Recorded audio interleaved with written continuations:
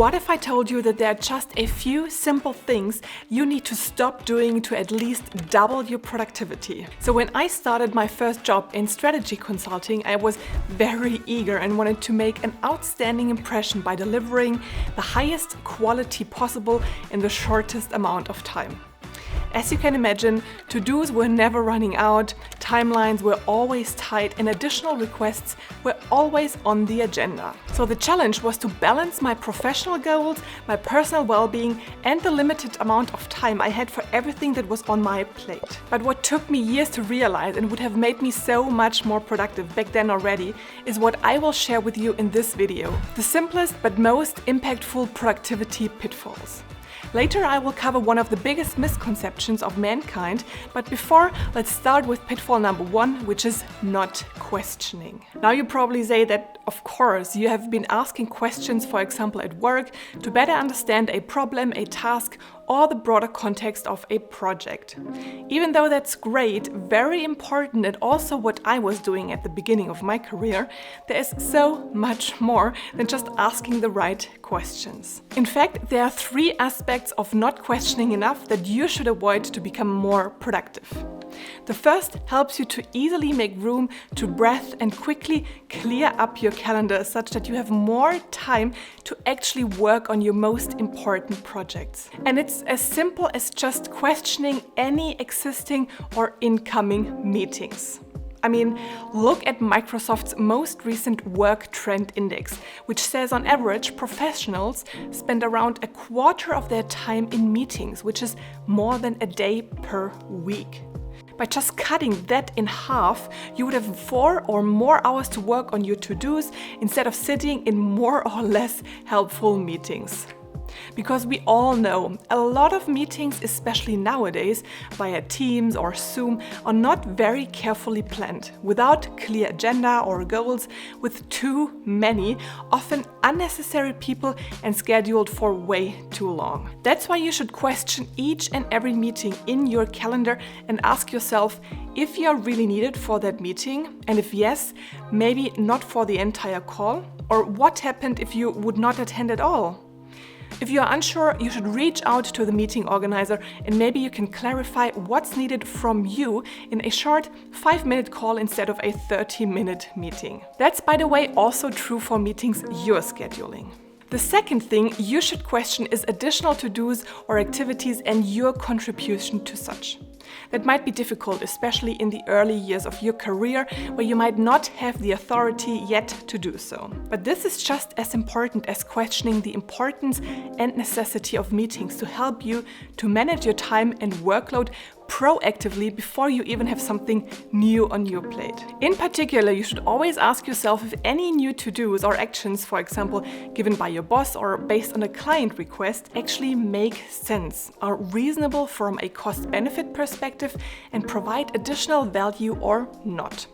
If not, I suggest you challenge those additional to-dos and voice your opinion. If such an additional to-do is unavoidable, you should also question your own capacity and capabilities to contribute and certainly not overcommit to that task. Oftentimes, people almost blindly accept any to-do and on top agree to an unrealistic timeline or scope to be delivered. I mean, it's fine to stretch and challenge yourself from time to time, but you should not trade your personal productivity on a continuous basis. So in order to not overload yourself and deliver high-quality, value-adding work, avoid saying yes to everyone and everything.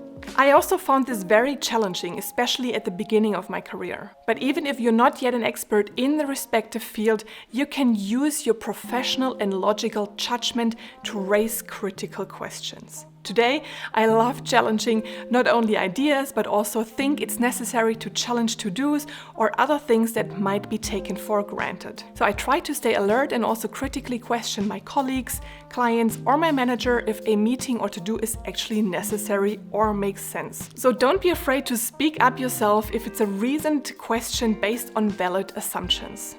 The second pitfall making you lose a lot of productivity is not setting any boundaries for yourself and others. As simple as it may sound, very few colleagues or clients I know follow this tip and are always on. They respond to mails in minutes, to Teams messages in seconds, and are always up for a coffee chat no matter what time or urgency. But that's exactly what you need to avoid to boost your productivity. Instead, unplug yourself from the most commonly used communication channels to be able to focus on yourself and your to-dos. Because being always connected, online and reachable by everyone makes you vulnerable and prone to interruptions. Once your colleagues or team knows that you are always on, they will take advantage of this fact and may be asking questions they could have answered themselves, but they know you are there and might know better or more. Especially when you are new to a company, position or team, you might want to show presence and availability. But please don't overdo it and set realistic boundaries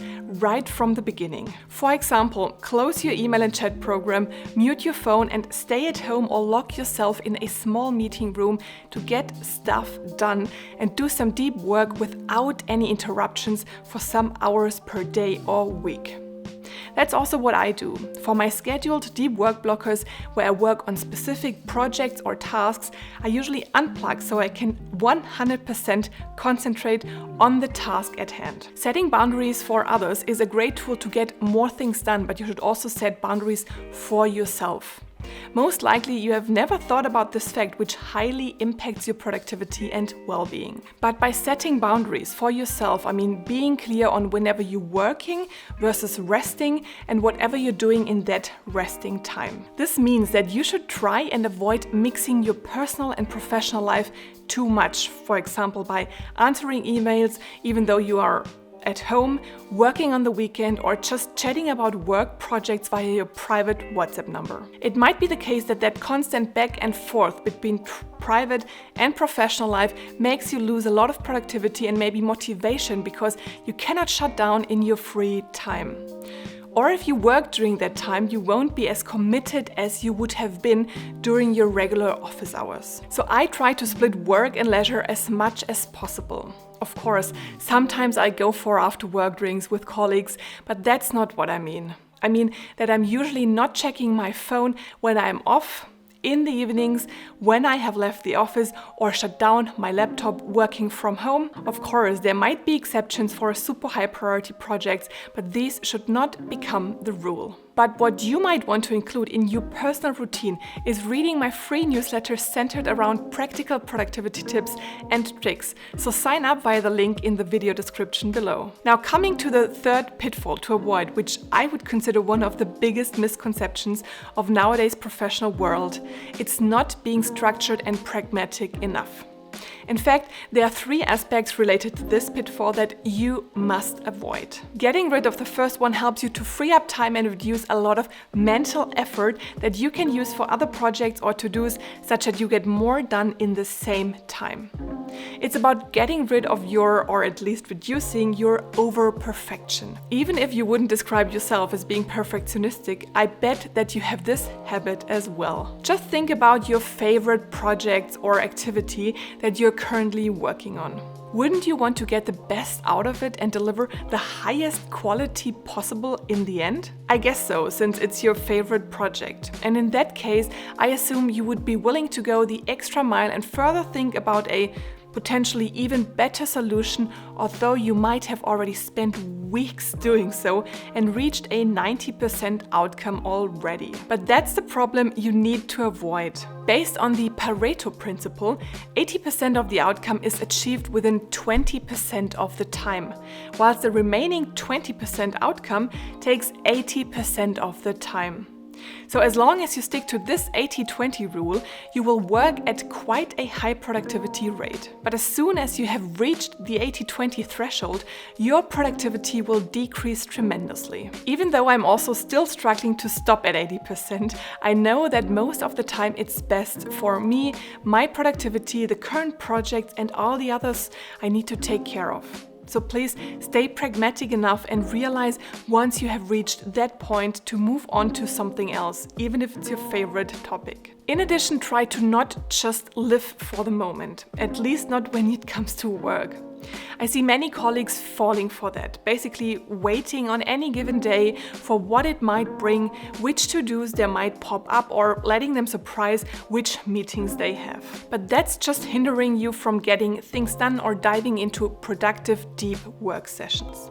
Not being structured at all, so not planning or scheduling your days and weeks is a major pitfall to avoid. Because instead of planning your week and day in advance, you will need to think about each and every task, meeting, or to-do individually, wasting a lot of time and mental capacity just planning piecemeal instead of in bulk. So one of the most important things, in my opinion, and that's also what I'm doing, by the way, is that you should plan your weeks and days in advance, at least roughly, so you don't have to deal with nitty-gritty decisions one by one, but rather take the bigger picture into consideration. And the final aspect to maintain your productivity is to be more focused.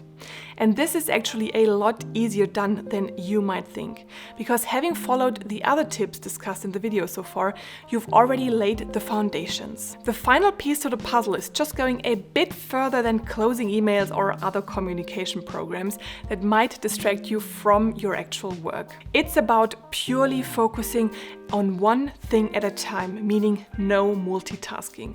No emails in parallel to working on a presentation, no Teams chat in parallel to participating in a meeting, no internet browsing in parallel to drafting a client proposal. Because it just seems that you're doing two things at a time. But in reality, you're doing both things worse, less accurate and slower, eventually taking you a lot more time to finish compared to what it would have taken you to do one thing after the other. Even though those tips might seem basic, they have completely shifted and tremendously improved my personal productivity compared to the early years of my career and the way I work today. One technique I've also embraced over the course of the years is leveraging deep work, which can be extremely powerful and productive. But it's actually not that easy to get into that mode.